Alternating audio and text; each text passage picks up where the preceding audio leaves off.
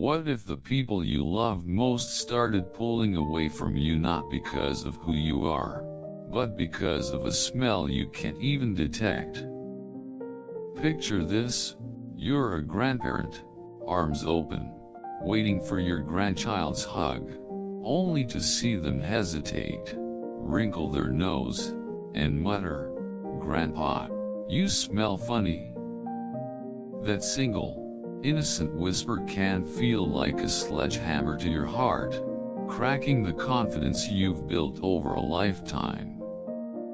For countless seniors, this isn't just a moment, it's a silent, creeping wound that steals their joy, their connections, and their sense of self.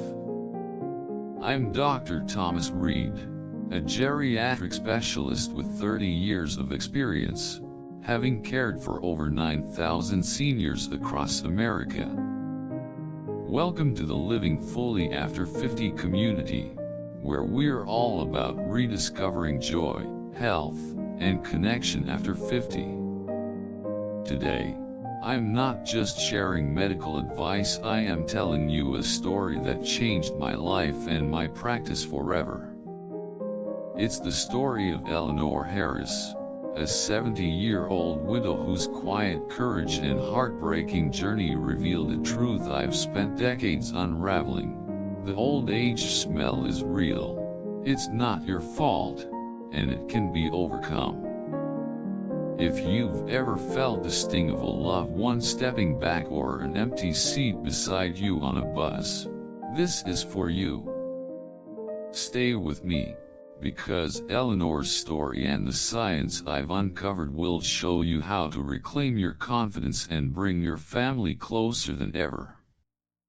Eleanor's story: the weight of silence. It was a rainy spring afternoon in Portland, 2018, when Eleanor Harris walked into my clinic. She was a petite woman with silver hair, a retired librarian with a love for poetry and gardening. But that day, her usual warmth was gone. Her hands trembled as she sat down, and her voice was barely above a whisper. "Dr. Thomas," she said, "my grandson doesn't want to visit anymore. He says I smell old. I don't know what I'm doing wrong." Her eyes filled with tears as she described how her 8-year-old grandson, Ethan, had stopped running to her for hugs. Instead, he'd linger by the door, nose scrunched, while her daughter, Claire, would quietly crack open a window during visits. Eleanor was meticulous: daily showers, fresh linens, even a dab of rose water behind her ears. Yet, Ethan's words had crushed her. "I've always been clean, Dr. Thomas," she said. "I raised my kids spotless. How did I become that grandma?" She confessed she'd stopped hosting her book club, fearing her friends noticed the same smell. She even avoided church gatherings, once her sanctuary, because she overheard a neighbor whisper, "Eleanor's house has that old person smell." That comment sent her spiraling, retreating to her small apartment, where she'd sit alone, wondering if her best years were gone. As a doctor, I'd seen this pain before: seniors feeling pushed away by a scent they can't control. But Eleanor's story hit me hard. Her love for Ethan was the heartbeat of her life, and losing that closeness was like losing herself. I promised her we'd find a way to fix this, not just for Ethan, but for her own dignity. Little did I know, her journey would uncover a twist that would challenge everything I thought I knew about aging. The science of the scent, why it happens. Before we dive deeper into Eleanor's story, let's unpack the science. Over my 30 years, I've studied why seniors develop a distinct odor, often unnoticed by them but glaring to others. It's not about hygiene, it's about biology. Here are the 3 key changes that drive what I call the scent of time. 1. Sweat slowdown. When you're young, your body pumps out about a quart of sweat daily, flushing toxins and keeping skin fresh. After 60, sweat production drops by over 50%. Less sweat means toxins linger on your skin, feeding bacteria that create a musty odor. I once had a patient, George, 74, who said, "I barely sweat now, so why do I smell worse?" The answer: less sweat, more bacterial buildup. 2. Sebum shift. Your skin's natural oil, sebum, changes with age. In youth, it's balanced and odor neutral. After 50, sebum produces nonol, an oxidized fatty acid that peaks by 70. My research in the early 2000s confirmed nonol is the primary culprit behind the old age smell, almost absent in younger people but dominant in seniors. 3. Dry mouth dilemma. Saliva production plummets by over 50% after 60, leading to dry mouth. Saliva clears bacteria and balances oral pH. Without it, bacteria multiply, causing persistent bad breath. A patient, Linda, 68, told me, "I'm too embarrassed to read stories to my grandkids. I can smell my breath when I talk." These changes are as natural as gray hair or wrinkles. But unlike wrinkles, this odor can push people away, leaving seniors like Eleanor feeling isolated. The good news? It's fixable. Eleanor's journey showed me how, but it wasn't without a surprising twist. A twist in the tale, the hidden truth. After our first meeting, I ran tests to rule out infections or metabolic issues that could amplify odor. Eleanor's results were normal, pointing to the classic old age smell. I gave her a simple plan: drink 6 glasses of warm water daily, take 20-minute walks in mild sunlight, and shower with warm water, scrubbing 3 key spots: skin folds, neck, armpits, groin, hairy areas, scalp, and sweaty spots, feet, between toes. I also suggested a weekly 20-minute soak in a 100 degrees Fahrenheit bath and dietary tweaks like eating antioxidant-rich foods, tomatoes, garlic, apples. Eleanor was hesitant. "I've been showering my whole life, Dr. Thomas. How's this different?" I explained that most seniors miss those key spots, where 90% of the odor originates. She agreed to try for a month, but 3 weeks later, she returned with a story that floored me. "Dr. Thomas," she said, her eyes wide, "Ethan hugged me yesterday, first time in months. But there's something else." She leaned in, voice low. Claire, my daughter, admitted she's been struggling with a condition that makes her hypersensitive to smells. Claire had been diagnosed with hyperosmia, a heightened sense of smell, likely triggered by a sinus infection. She'd been opening windows and avoiding close contact not just because of Eleanor's odor, but because her condition amplified every scent in the room. She hadn't told Eleanor to spare her feelings, but the silence had deepened Eleanor's shame. This was a revelation. Eleanor's odor was real, but Claire's condition had magnified it, making Ethan's reaction seem harsher than it was. Yet, my routine had still worked. Ethan's hugs were proof. This twist taught me that sometimes, the problem isn't just the smell, it's how others perceive it, and how we perceive their reactions. As Maya Angelou once said, we need much less than we think we need.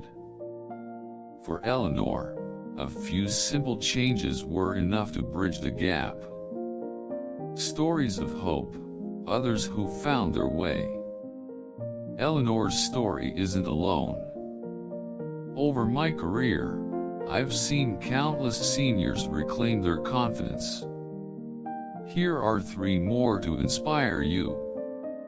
James, 72, the veteran. James, a Vietnam vet, loved woodworking and teaching his grandson, Noah, to carve. But Noah started avoiding the workshop, saying it smelled funny. James was crushed, thinking his days as a mentor were over. I taught him to scrub his scalp and armpits thoroughly and switch to cotton socks, rotated daily. 2 weeks later, Noah was back, sanding wood beside him, saying, "Grandpa, it smells like sawdust again." Betty, 67, the baker. Betty ran a small bakery, famous for her cinnamon rolls. But customers started lingering less at her counter. She was using heavy perfumes to mask the smell, which only made it worse. After adopting my warm water routine and adding watermelon to her diet, she noticed customers chatting longer. "Dr. Thomas," she said, "they are staying for coffee now. It's like I'm part of the community again." Frank, 75, the widower. Frank lived alone after losing his wife, rarely airing out his home. His daughter complained about a stale smell. I suggested opening windows twice daily and washing bedding weekly. A month later, Frank grinned. "My daughter brought her kids over for dinner last night." The house felt alive again. These stories echo Eleanor's: small changes, big results. As Eleanor Roosevelt once said, "Do what you feel in your heart to be right, for you'll be criticized anyway." These seniors took a leap, and it paid off. The method, your roadmap to confidence. Here's the plan that transformed Eleanor's life, refined over 30 years. It's simple, affordable, and rooted in science. You don't need expensive products, just consistency. Start today. 1. Hydrate to heal. Drink 6 glasses of warm water, 100 to 104 degrees Fahrenheit, daily to flush toxins.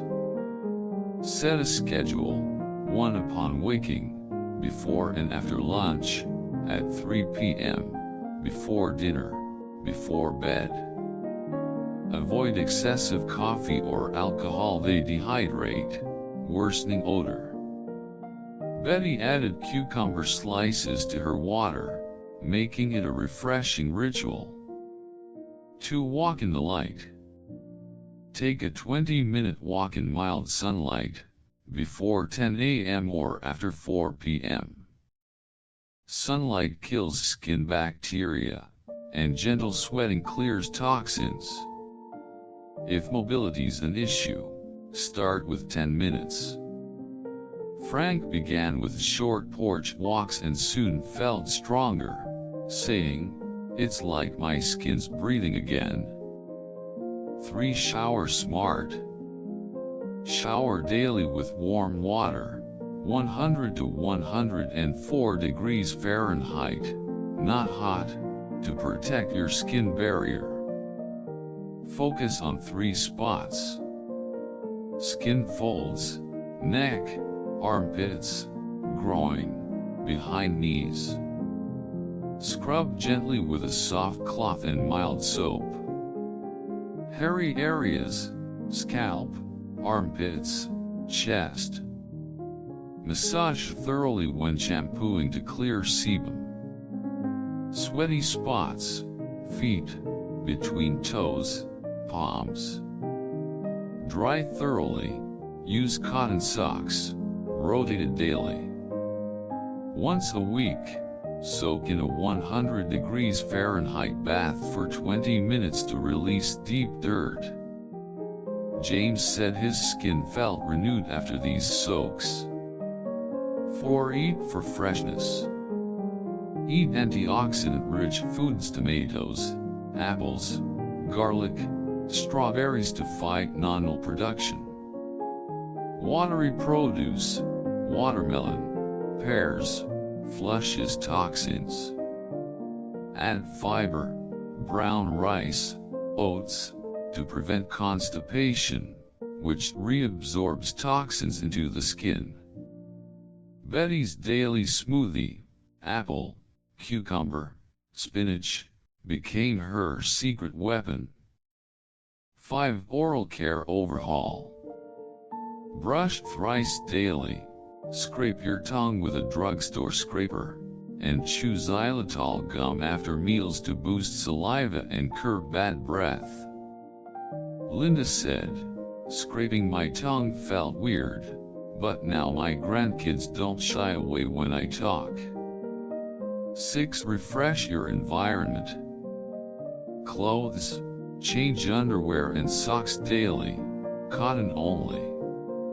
Wash clothes often and sun dry when possible. Sunlight kills bacteria. Bedding, wash sheets and pillowcases weekly, replace pillows every 1 to 2 years. Eleanor's grandson loved her fresh bed during sleepovers. Shoes, rotate 2 pairs, sprinkle baking soda inside, and dry thoroughly. Rooms, air out twice daily for 10 minutes. Use baking soda in bathrooms to absorb odors. Frank's daughter stopped complaining about stuffiness after he started this. 7. Avoid pitfalls. Don't mask odor with perfumes or deodorants. They mix with the smell, making it worse. Avoid hot water and harsh soaps, which strip your skin's protective layer. Eleanor ditched her rose water, saying, "I didn't realize it was making things worse." The deeper impact, health and heart. This isn't just about odor, it's about health and connection. Poor hygiene habits can increase bacterial infections, while dehydration and constipation strain your body. But the emotional toll is even greater. Stress from isolation can raise cortisol, altering sweat, and worsening odor. Eleanor's confidence soared when Ethan started hugging her again, reducing her stress and, surprisingly, her odor further. I saw this with Paul, 78, a retired teacher. After following my plan, he attended his granddaughter's piano recital. She ran to him afterward, hugging him tightly, saying, "Grandpa, you smell like my favorite books." Paul told me that hug was worth more than gold. As Helen Keller said, "The best and most beautiful things in the world cannot be seen or even touched, they must be felt with the heart." These changes restore those heartfelt moments. A shocking twist, the community breakthrough. 6 months after starting the routine, Eleanor returned with a bombshell. "Dr. Thomas, I started a club," she said, grinning. She'd formed a group called Silver Fresh, where seniors in her apartment complex met weekly to share tips, cook antioxidant-rich meals, and walk together in the park. "It's not just about the smell," she said. "It's about feeling alive again. We're family now." This floored me. Eleanor hadn't just fixed her odor, she'd built a community. Her group inspired my clinic to launch Fresh at 50 workshops, where over 1,500 seniors have learned these techniques. The results? Not only fresher bodies but happier hearts, stronger friendships, and closer families.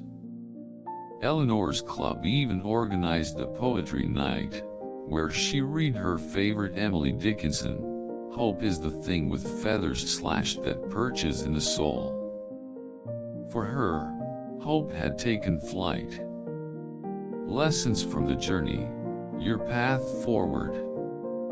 Eleanor's story, and those of James, Betty, Frank, and others, taught me 5 lessons I want to share with you. The Living Fully After 50 community. 1. You're not alone. The old age smell affects nearly every senior, but silence makes it feel personal. Talking about it is the first step to healing. 2. Small steps, big wins. Drinking water, scrubbing key spots, eating right. These simple habits can slash odor by 90% in weeks. 3. It's not your fault. Aging changes your body, but you can take control with science-backed tools. 4. Connection is medicine. Overcoming odor rebuilds bonds with family and friends, healing the heart as much as the body. 5. Start now. Every day you wait is a day you miss out on hugs, laughter, and confidence.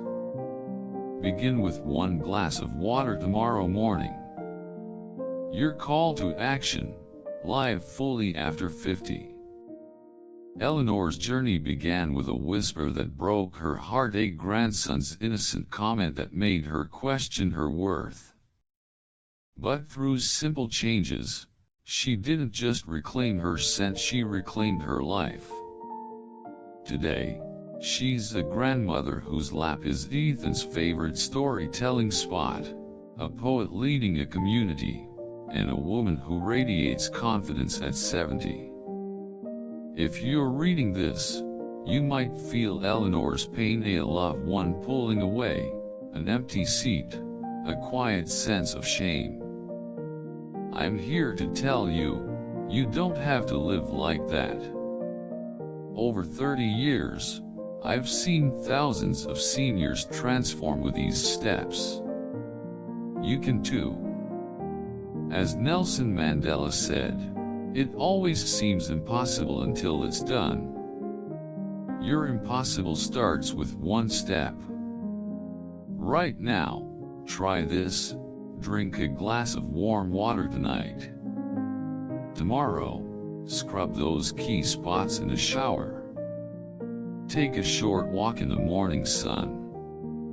In a month, you'll feel the difference not just in your scent, but in your soul. Imagine your grandchild's arms around you, no hesitation, just love. That's what Eleanor felt, and it's what I want for you. For the Living Fully After 50 community, let's make this personal. Comment "I'm ready" below and share 1 step you'll try today. Maybe it's water, a walk, or a tongue scraper. If this story moved you, like, subscribe to @LivingFullyAfter50 official, and share it with someone who needs hope. Together, We're building a world where every senior lives fully, confidently, and connected. I'm Dr. Thomas Reed, and I'll see you in the next one.